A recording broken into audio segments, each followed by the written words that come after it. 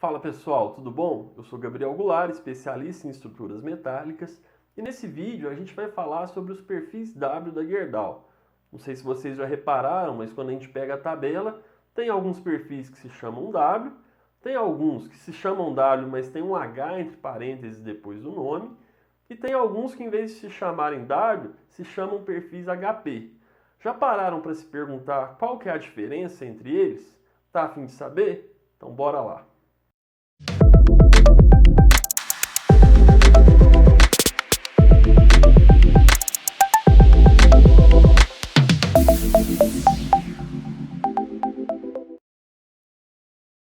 A primeira coisa que é importante a gente falar é que esse perfil, tá, o perfil W, ele possui forma de I ou H. Ele só é chamado de W porque quando ele surgiu lá nos Estados Unidos, ele era chamado de wide flange. Aí eles abreviavam para WF, que seria algo como perfis de abas largas. E depois eles foram abreviados para perfil W. Esses perfis têm sua geometria normatizada pela norma NBR 15980. A nomenclatura que a gente usa para as partes constituintes do perfil W, tá, é mesa ou então flange, né, que é essa parte marcada em azul, tem a alma, que é essa parte marcada em vermelha, e em alguns casos a gente pode se referir à metade da mesa, tá, como aba. E notem que existe um arredondamento entre a mesa e a alma. Então, você está vendo aí uma parte da tabela de perfis W disponibilizada pela Gerdau. É uma tabela que contém, além das informações de dimensões, informações de propriedades geométricas, tá? Que são importantes para cálculo, mas que não têm utilidade em desenho. Os perfis são divididos em famílias, de acordo com a sua altura total. Perfis que possuem altura total de aproximadamente 150 mm, eles ficam na família do W150. Perfis que possuem altura de aproximadamente 200 mm, ficam na família do W200. E assim por diante. Tá? Repara que eu disse aproximadamente, porque esse valor pode variar um pouco para cima ou um pouco para baixo. A forma de designar esses perfis é utilizar a família pelo peso linear, ou seja, quanto pesa 1 metro daquele perfil.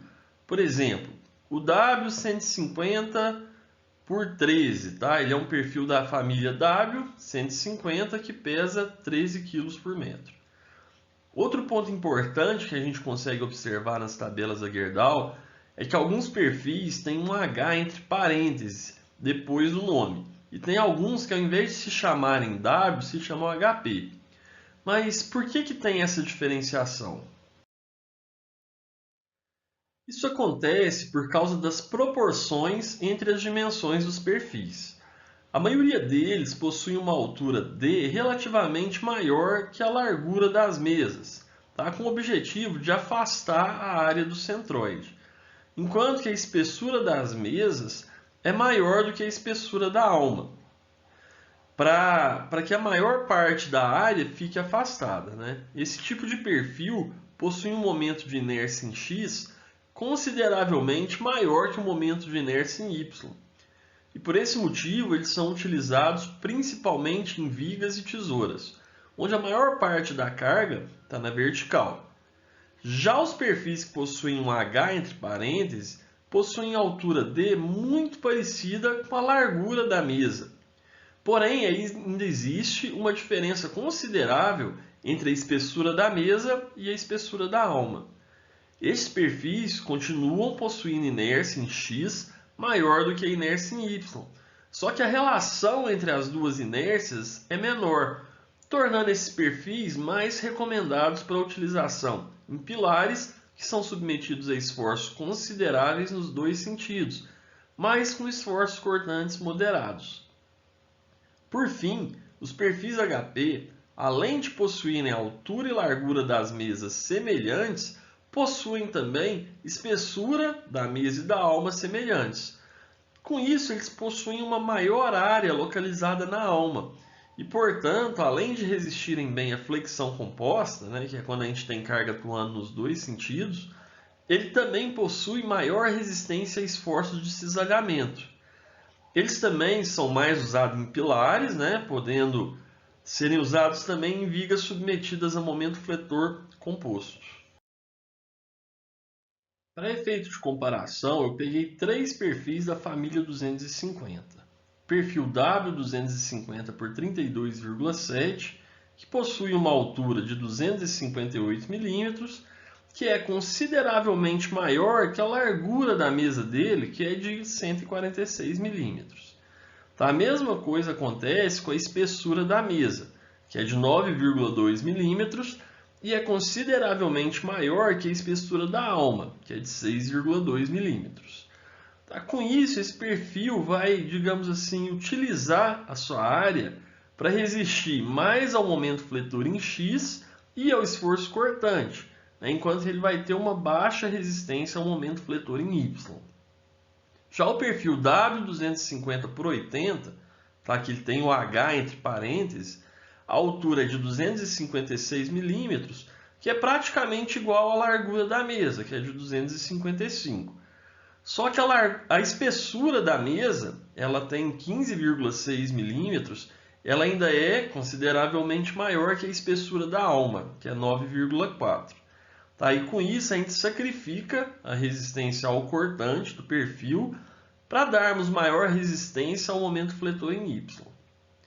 Por fim, o perfil HP 250 por 85, ele tem uma altura de 254 milímetros, que é próxima à largura da mesa, que nesse caso é 260.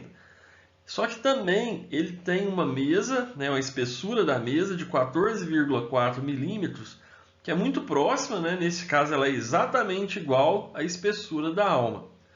Com isso, nós voltamos a ter uma área maior localizada na alma, obtendo um perfil que tem elevada resistência à flexão composta, só que também tem elevada resistência ao esforço cortante.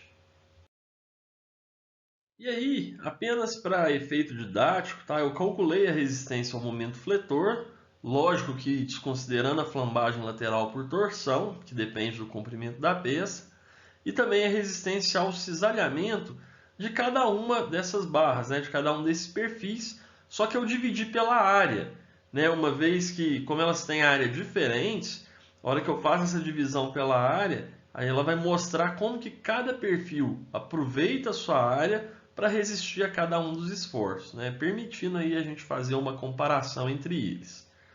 O perfil W250 por 32,7, tá? Ele possui um momento resistente de cálculo em X de 3,24 kNm/m por centímetro quadrado, né? O momento resistente em Y de 0,84 kNm/m para cada centímetro quadrado. Repara que é bem menor, né? Ele resiste muito mais em X do que em Y. E um cortante resistente de projeto de 6,64 kN/cm².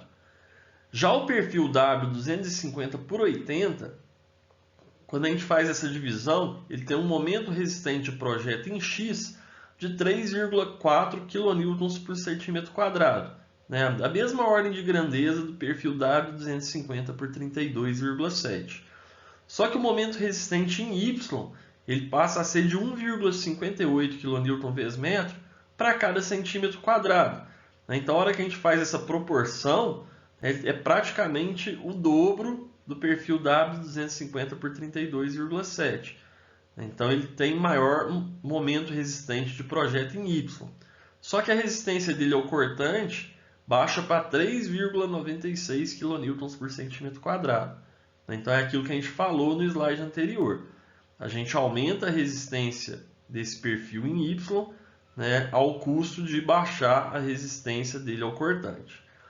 E o perfil HP, 250 por 85, se a gente fizer a mesma conta, ele vai ter um momento resistente de projeto em X de 3,20 kN/m, né, para cada centímetro quadrado, que também está na mesma ordem de grandeza dos dois perfis anteriores. O momento resistente em Y, ele vai para 1,43 kN/m por centímetro quadrado.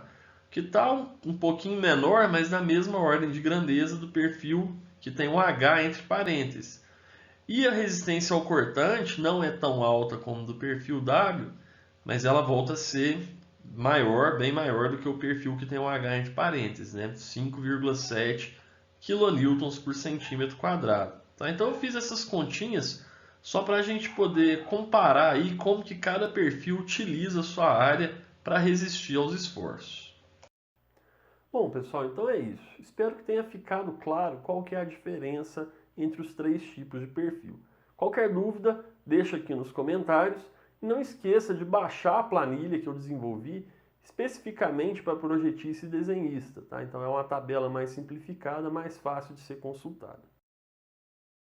Se você gostou do vídeo, não vá embora sem deixar o seu like e se inscrever no canal. Obrigado e até a próxima.